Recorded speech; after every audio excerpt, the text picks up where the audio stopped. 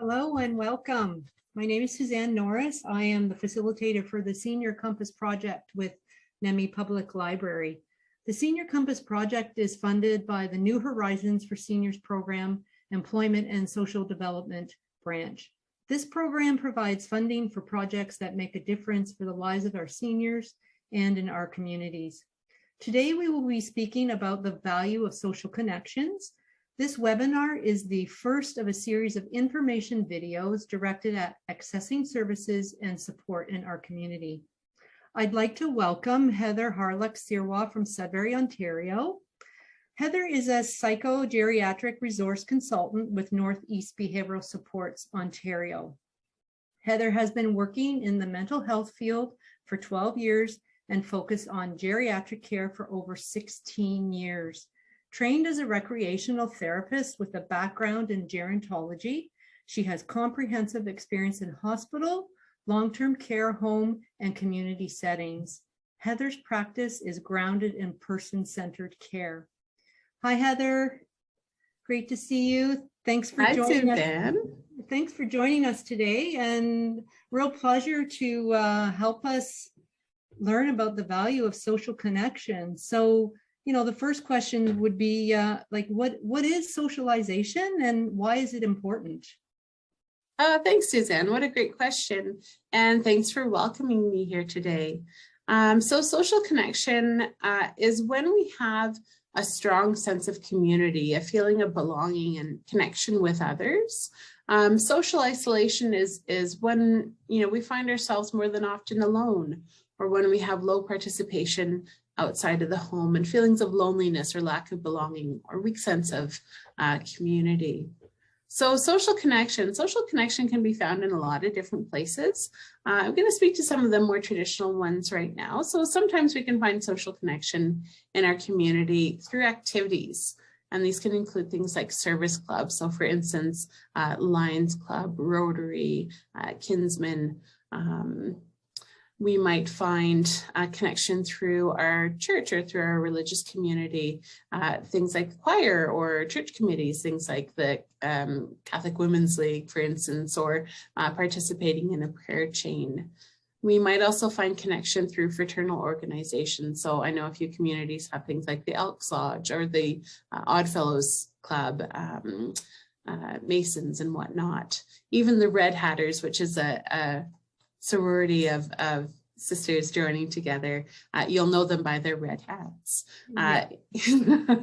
Even things like charity work. So for instance, volunteering at the food bank, cultural activities like concerts, museums, and powwow, and many more. I think the key to social connection is the frequency, not just doing it once, but going out many times, meeting new people, delving a little bit deeper intellectually into some of these activities, making a connection within yourself and with others to that activity. I like to use a little analogy, if I might. It's a bit like the grocery store. So we can't rely on going to the grocery store only once in our life.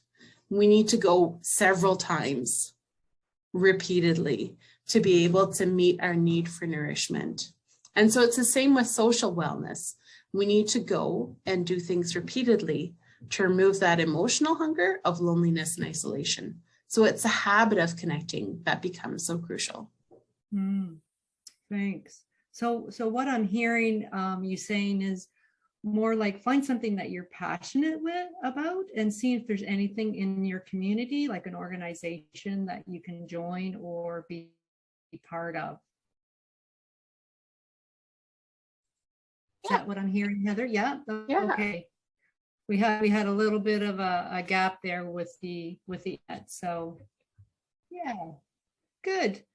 So when we're looking at developing socialization, what are the risk factors that you see in your position?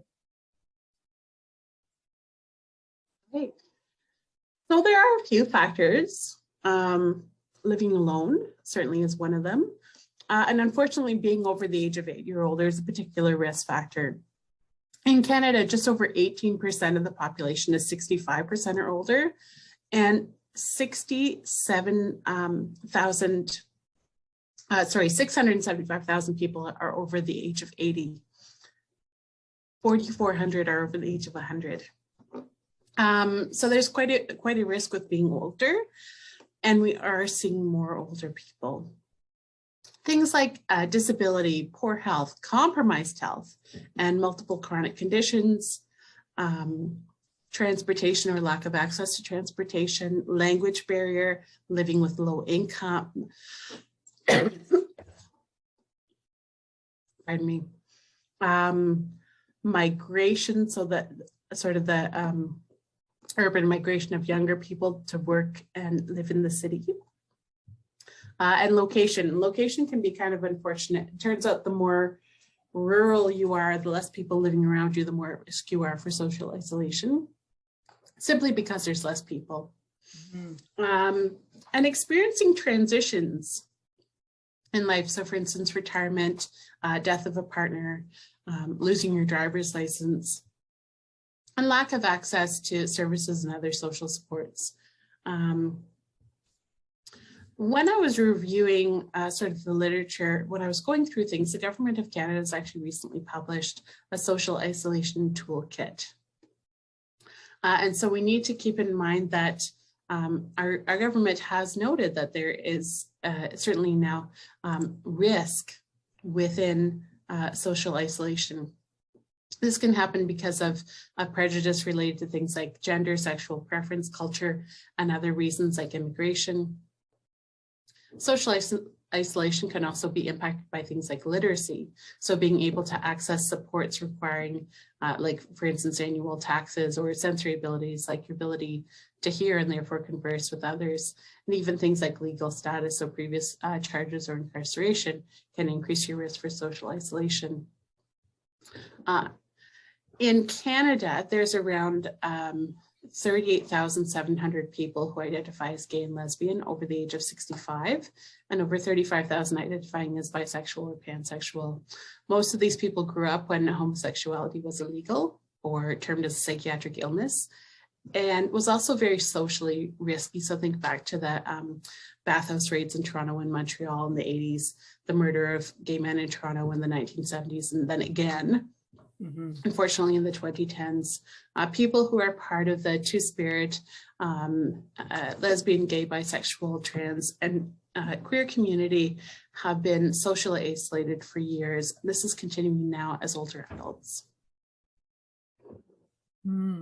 So can you just speak a little bit more, if you know about, you mentioned that the Government of Canada had this socialization toolkit.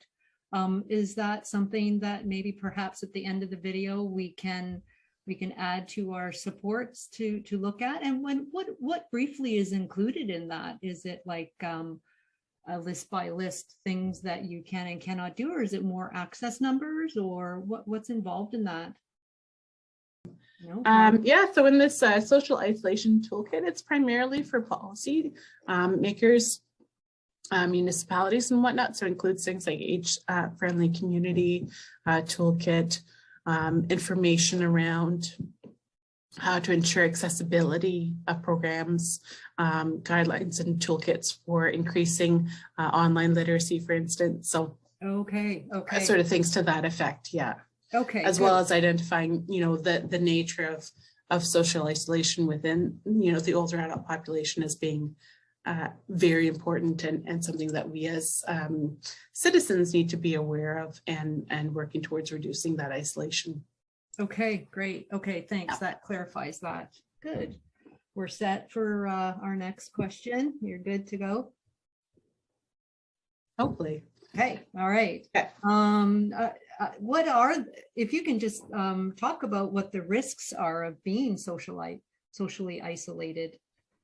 So we talked about, the risk developing socialization and what happens when we become socially isolated, and perhaps what does that lead to and some of the risk associated with that.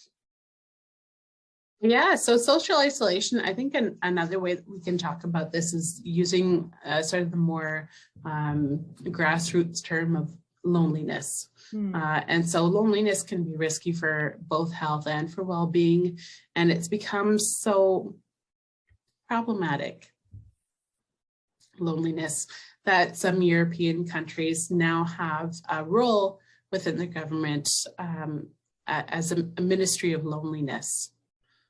So looking not just loneliness from social factors, but looking at it from a policy lens, looking at it from infrastructure lens, ensuring that people, you know, who have low transportation, who have low finance, who have, you know, rurality as part of their, you know, compounding factors for socialization, looking at how can we amend this. Oh, wow, that's interesting. Yeah. So loneliness, social isolation can impact pretty much every area of your well-being, including social, cultural, spiritual, and emotional health.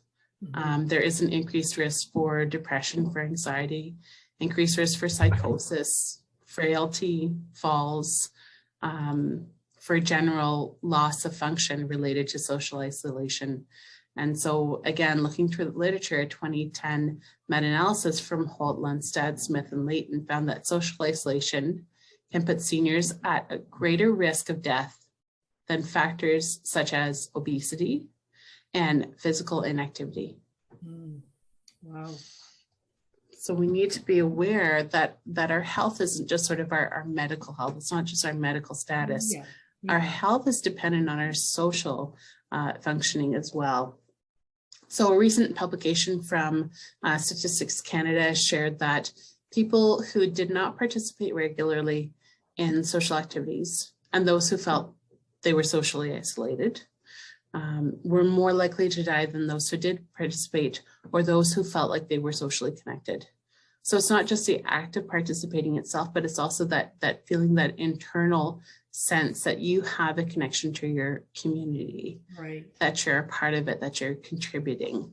And so if we look at, and this is, it's a little sad here, but if we look at the recent COVID-19 pandemic as an instance of widespread social isolation amongst all age groups, we've seen sort of two counterintuitive trends occur. So if we think that we're being socially isolated, we know that it can impact our mood. We would think, okay, we're going to do as much as we can to help boost our mood. And so these two counterintuitive trends are increased sales of alcohol and increased sales of cannabis. And so both of these substances have an effect on decreasing your central nervous system. Alcohol is often termed as a depressant. So if we're already experiencing low mood, adding a depressant to that low mood won't be helpful. Right. It won't be helpful in lifting that low mood. And there's some evidence to say now that cannabis as well can interfere with the efficacy of antidepressant medication and can be harmful to those with heart conditions. So if we're thinking about older adults who are socially isolated, we've already identified that chronic comorbidities and poor health can impact that social isolation. And now we can add on to that. So it's always be careful about what you're putting into your body and how that might impact with your current health as well. Right. So in the other piece of cannabis and alcohol is that in the short term, they also limit your ability to connect socially. So they limit your awareness, they limit your reaction time, and make driving, walking, riding your bike, going for a cross-country ski across the field, they make you less safe. And so depending on how much you consume or how often you consume, it can add to that socialization by limiting your ability, to leave your house safely. Yeah, that's a lot. Yeah, it's interesting when I think about socialization, social isolation, and there's been some talk about it's easy for me because I'm an introvert and I don't quote unquote really like people anyway, so I'm not having any difficult, but innately we are social beings. And correct me if I'm wrong, but sometimes my interpretation is if we know that we can reach out to somebody, if we have the ability to reach out to somebody and we choose not to, like we choose to be more quote unquote introvert, it's not a problem. It's when we can't, we don't know how, or we have some kind of disability, or we're in a pandemic that actually leads to, you know, more of these things that you have talked about. Is that more or less?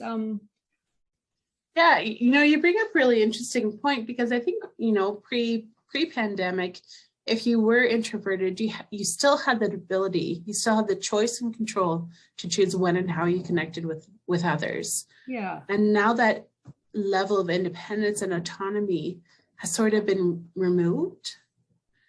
And even if you were, you know, introverted and you decided, you know, today I want to go and see people, you're really not seeing people. You're seeing half of people. Yeah. And sometimes you walk by people and you would know them if they didn't have their mask on, and next thing you know, oh, they're gone, and oh geez, was that Sally from, you know, the corner store type of thing. Yeah. So yeah. So I mean, the pandemic does put a different spin on it for sure.